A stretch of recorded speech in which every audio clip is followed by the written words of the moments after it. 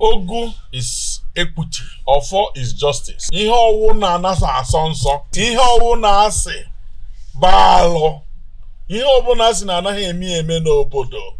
Charia. Then your four will be standing and shining. And no one, no power can ever have power over you. That is why Ndigbo ji ata afụfụ taa. Maka ha hapụrụ ogu na ọfọ wee ga naturally ife nwere isi n'ọdụ. There are some people who are saying that they are looking for Igbo land and killing their fellow Igbo people. And you say you are looking for Biafra. That is not Biafra, I feel. I declare to the God of the lands, let the senses come to them. But now kere kidozu kikirikiri onye nọ n'ọgbọ. Nkịta bụ ọhụụ ja eze nkịta niile aha won ha.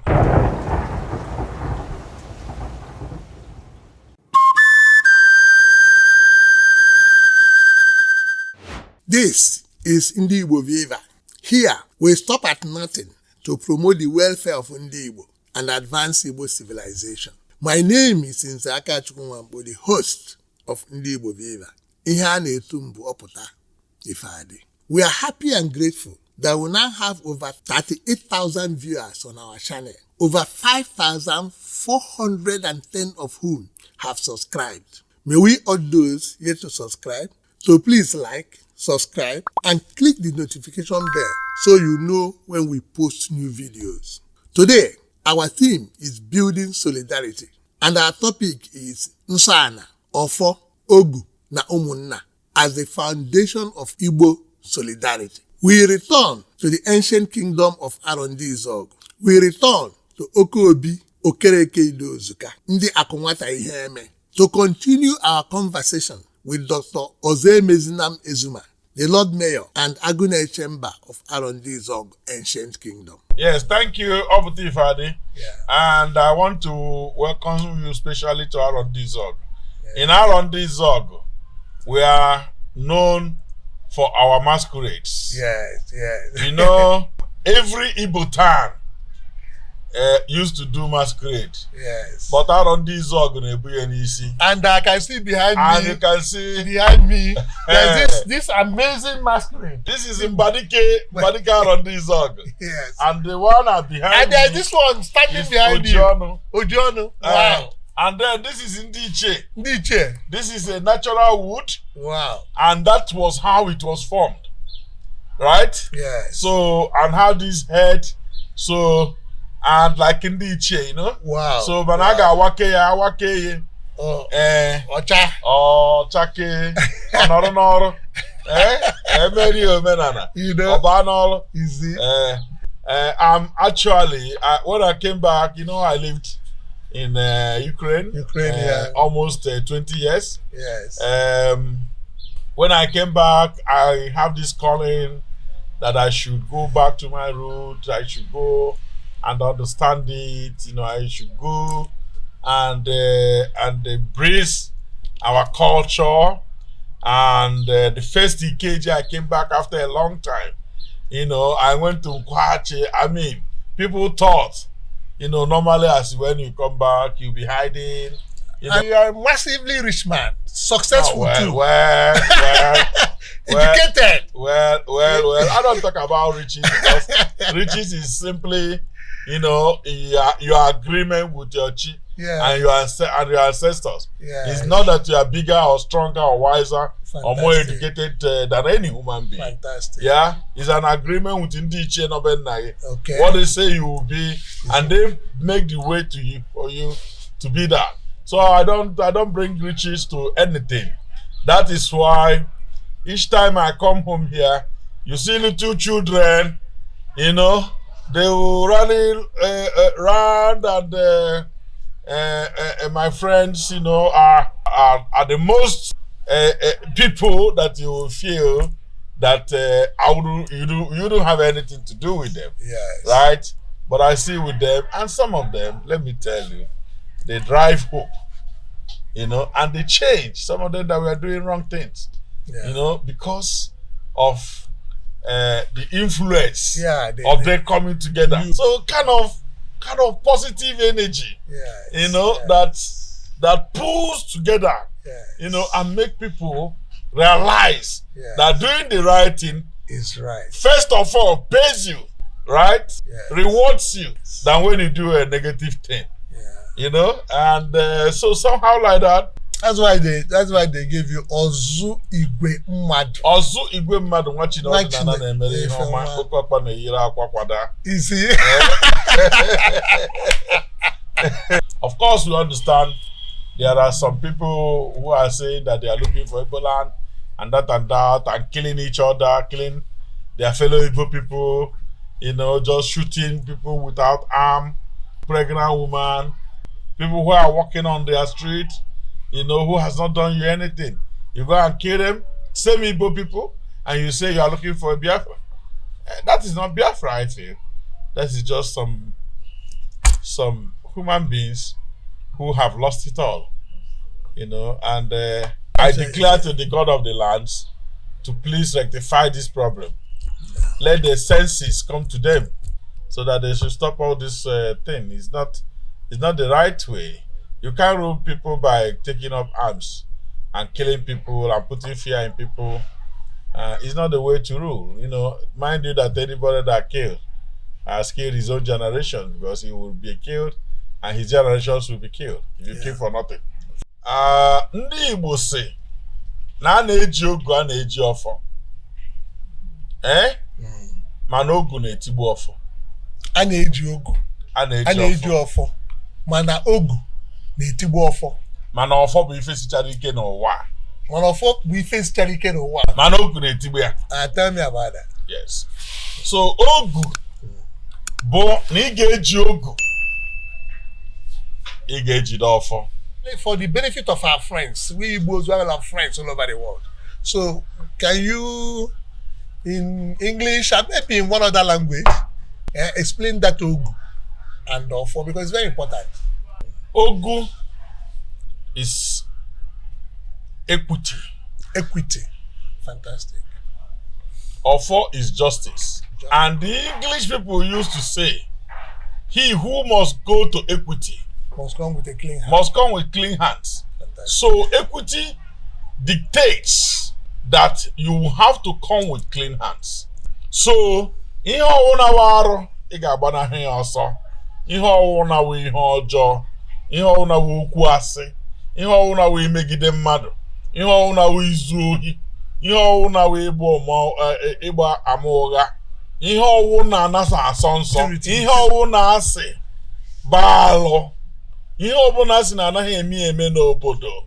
Charia, when you can train yourself to be able to stay away from all these things, then your four will be standing and shining. And no one, no power can ever have power over you. That is why Ndigbo ji ata afụfụ taa. Yes, Ndigbo nọ n'afụfụ. Ndigbo nọ n'isi maka ha hapụrụ ogu na ọfọ wee ga na-achụgharị ife nwere isi n'ọdụ. Ife a na-akpọzi ndị Igbo taa ọcha si bute ọchara ọsị bute. That is why eji awa ịfụ ndị mmadụ ịfụ ndị enwere isi n'ọdụ abịa bụrụ egbe gbaa nwa Igbo nwụọ. Mgbe mbụ mgbe gboo mgbe nna okere kidozu ka ikirikiri ọnụ ya nọ n'ọgbọ, nkịta gba ọhụ ụja, eze nkịta niile ahụ awụọ n'ala. Ị gaghị anwa ịgbọ ha ụja. Onye ka ewu, you know, mgbe nke Igbo wee Igbo dono. And ihe niile ahụ ha ji were m ihe, the good news, wụrụ ihe niile ahụ dịcha maka na mmụọ anaghị anwụ mmụọ anaghị apụ apụ. So all those massive force is all available. Those blessings, all those graces, all those astonishing gifts that our forefathers perfected and possessed are still present. They are still present. Fantastic. You need to activate it. And the challenge, whatever Igbo people are complaining about, whoever that is doing anything to them, those people are not responsible.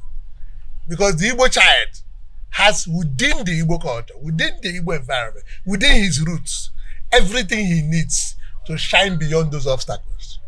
Is that what you're saying? 100%. Fantastic. I will tell you and give you just an example.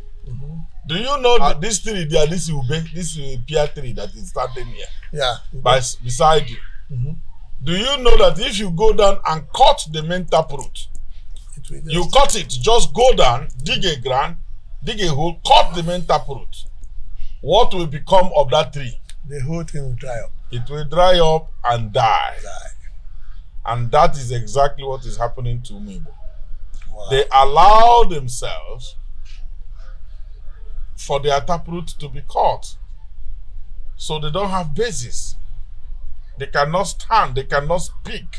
Wow. Because there's no support. The main taproot, do you know what it does? Nutrient. So the tree is standing green, look at it, green and beautiful, right? Yeah. Doing nothing, just being beautiful and green and growing and yielding fruits and year on year. Whereas the taproot goes deep down to bring out the nutrients that this tree requires to exist. And then you come and say that you want to cut out this taproot. What are you doing? You are killing the tree. Yes. That is exactly what is happening to Igbo people. When you say you don't want to follow your ancestral route, ancestral curses, they curse you. Can you curse your child? So how, if you didn't curse your child, how then are you living ancestral curse for your generation? Who does that? So that is where it starts. And then your ancestors will be angry with you and they will just leave you. So okay, if you say I curse you, you go on your own now. And then you start having wind from nowhere blowing you down, smashing your branches. That's actually what happens. But if your root is solid and deep and healthy, the tree must stand. There is no kind of wind that can blow it down. So now, once one has come to this full acknowledgement, full awareness that, okay, now I'm in my root, there is another aspect of Igbo life which makes one understand that you are not alone. You are with a group of people. You call Umunna. You are part of a large tree, an association of people who have some kind of control over your life, some kind of association with you that compels you to touch base with them. Tell me about that. Well, you see, Umunna are very important structure in the administration of a people or a clan or a family or a community.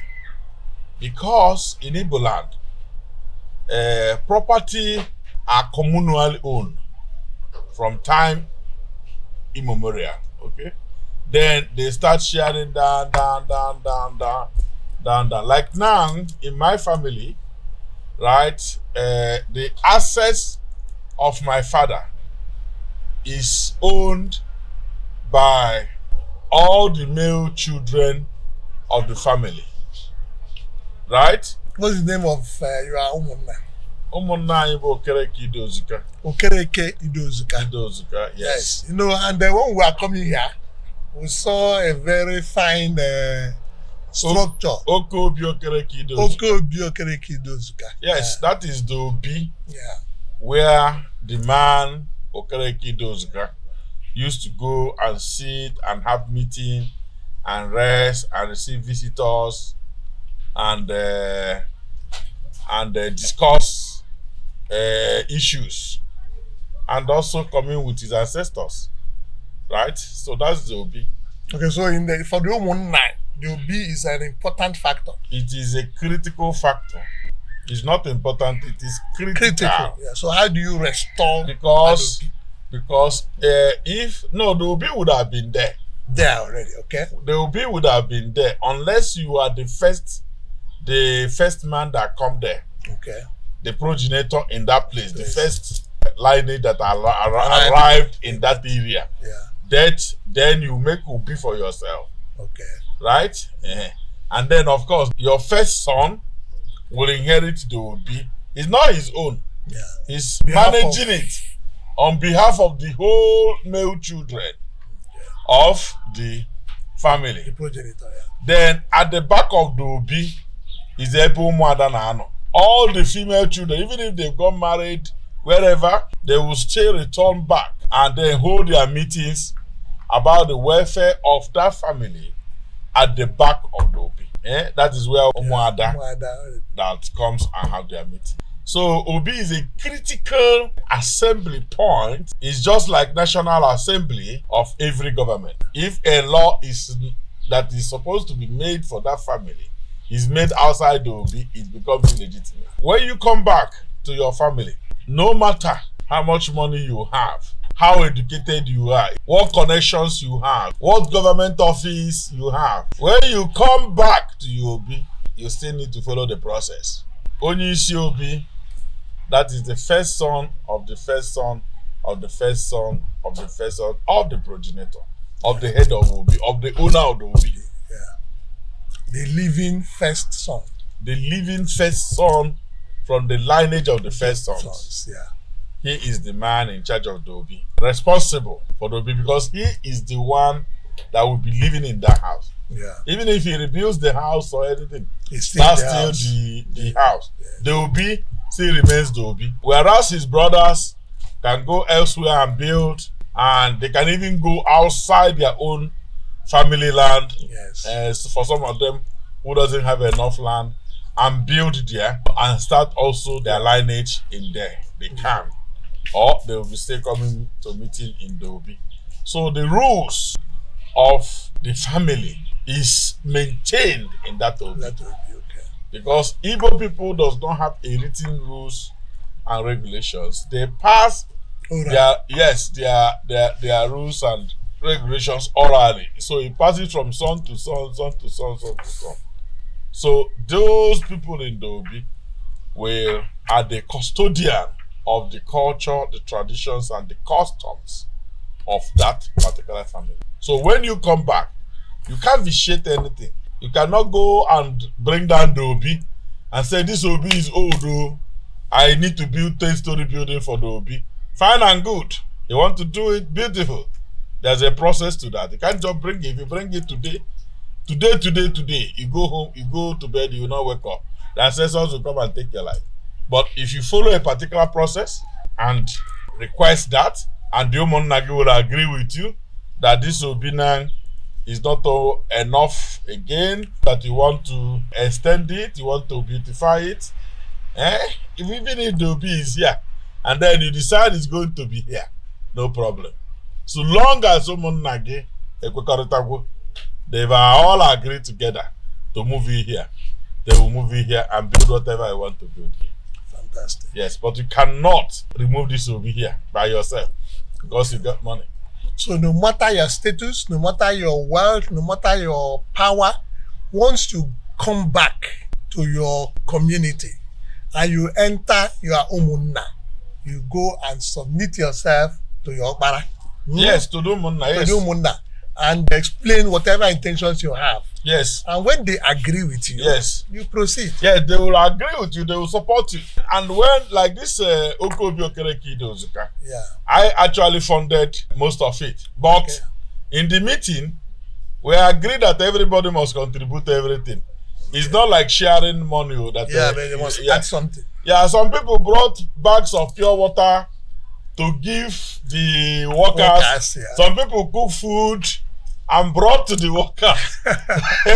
Some people brought 10 bags of cement. Yeah. Some people brought fantastic. Brought blocks. Yeah. You know, some people say, we don't have anything to bring, but we have 3,000 naira. Fantastic. They brought 3,000 naira. Fantastic. And it was joyfully received as if it was 3 billion. And people were happy. Some people came and say, we don't want to bring money, but we have labor, we have our children. Let them come and be mixing sand here. They bring their people, their children from university back. It's not that they don't have money. Well, they want their children to come and they want to be part of building the obi. Yes. They brought them and they are mixing this and carrying it with joy. You see them? Wow.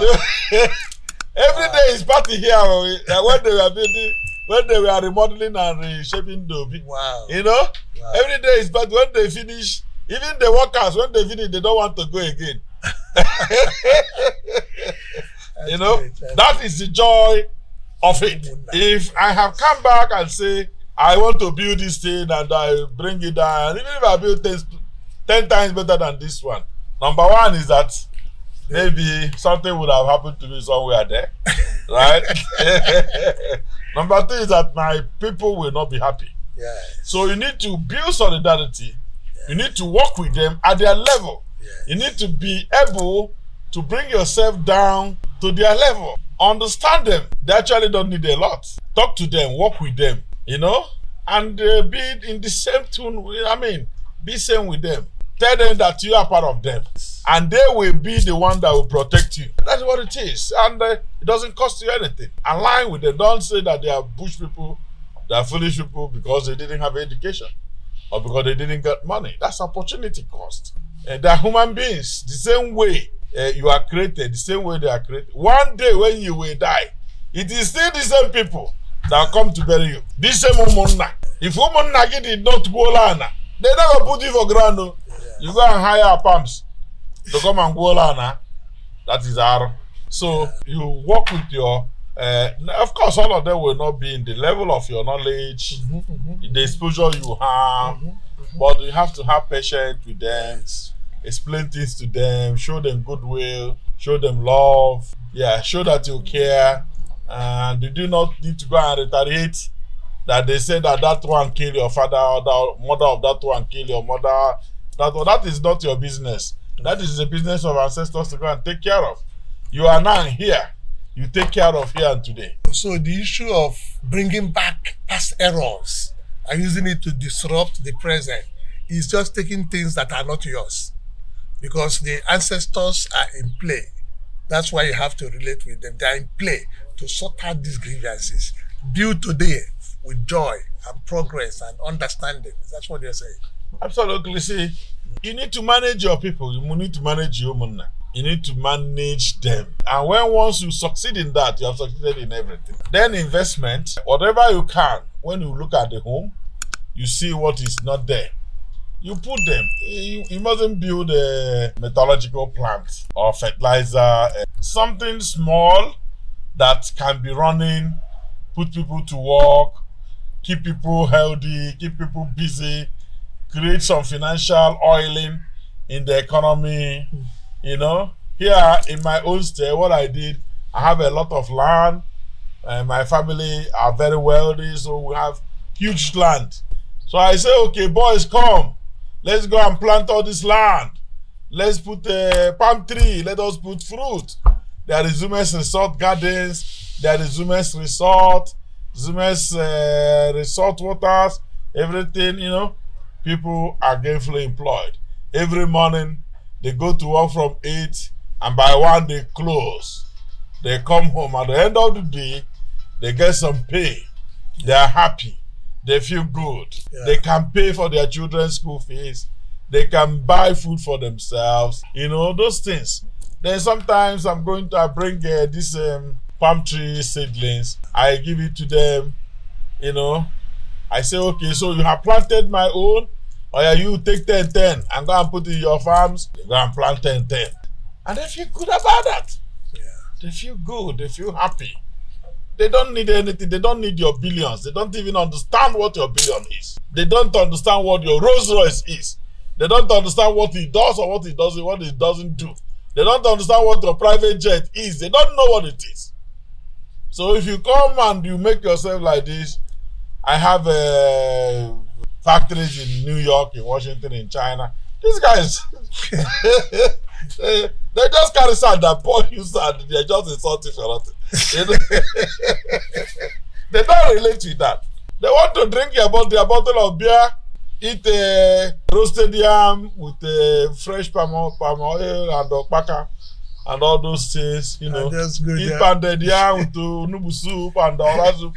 And they're good. They're good to go. They're healthy. They can walk from here to like 10 kilometers. You know, go and come back. They don't even know they are good. There's a distance. They feel so healthy. Sometimes I jealous them. Fresh breeze, everything, fresh water. They're happy in their environment. So what best to do to create investment is create that investment that will support them in their natural habitat. Yes, and to live their normal lives. To live their normal lives. Poultry, like fowl, like nchi, like, all those things. Yeah. Some farms where they can go and farm, just go out, come back, and that's it. Wow. Aguna Chamber. This is amazing. My dear viewers, the key takeaways from this interaction with Dr. Ozoemezinam Ezuma are as follows. 1.